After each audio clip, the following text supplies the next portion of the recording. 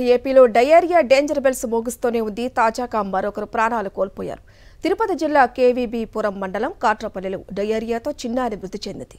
ఆరోగ్యం విషమించడంతో శ్రీకాళహస్తిలోని ప్రైవేటు హాస్పిటల్కు తరలించినా ఫలితం లేకుండా పోయింది. అప్పటికే చిన్నారి మృతి చెందినట్లు వైద్యులు ధృవీకరించారు. నిల్వ ఉంచిన మాంసం తినడంతో డయేరియా బారిన పడ్డారు గ్రామస్తులు. మరోవైపు కాట్రపల్లిలో మెడికల్ క్యాంపు నిర్వహిస్తున్నామని డిఎంహెచ్ఓ శ్రీహరి చెబుతున్నారు.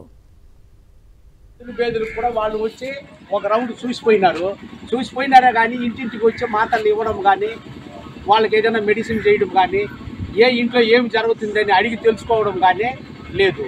క్యాంప్ అయితే పెట్టినారు. మరింత సమాచారం మా ప్రతినిధి మూర్తి అందిస్తారు. మూర్తి, చెప్పండి, ఇప్పటికే డయేరియా అనేది డేంజర్ బెల్స్ మోగిస్తున్నట్లు మనం చూస్తూనే ఉన్నాం.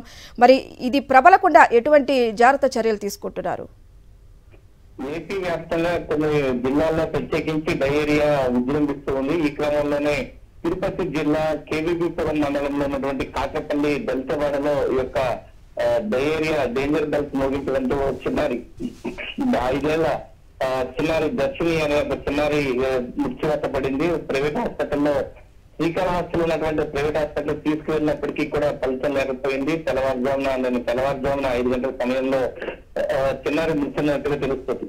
మరోవైపు మరో ఇద్దరు పరిస్థితి కూడా సీరియస్ గా ఉన్నట్లుగా ప్రాథమికంగా తెలుస్తుంది. ఒక్క గ్రామంలో ఇప్పటికే మెడికల్ క్యాంపు ఏర్పాటు చేసినట్లుగా జిల్లా డిఎంహెచ్ఓ చెప్తున్నారు. ప్రధానంగా యొక్క ఘటనకు సంబంధించి ప్రత్యేకంగా మెడికల్ క్యాంపు అరేంజ్ చేసినప్పటికీ కూడా ఫలితం ఆశించిన స్థాయిలో లేకపోవడంతో ప్రత్యేకంగా శ్రద్ధ చూపుతున్నారు జిల్లా మెడికల్ అధికారులు. ప్రధానంగా ఒక ఏదైతే బీఫ్ మాంసం తీసుకున్న తర్వాత ఆ ప్రాంతంలో వాటర్ కంటామినేషన్ కావడంతో ఈ యొక్క సింటమ్స్ వెలుగుతూడటం, డయేరియా బారిన ఒకరి తర్వాత మరొకరు కూడా ఇబ్బంది పడుతుండటంతో వారి కోసం ప్రత్యేకంగా మెడికల్ క్యాంప్ కూడా ఏర్పాటు చేశారు. ఈ క్రమంలోనే చిన్నారి మృతి చెందడం, ఈ ఘటనకు సంబంధించి కూడా మెడికల్ అధికారులు ప్రత్యేకంగా దర్యాప్తు చేస్తూ ఉన్నారు.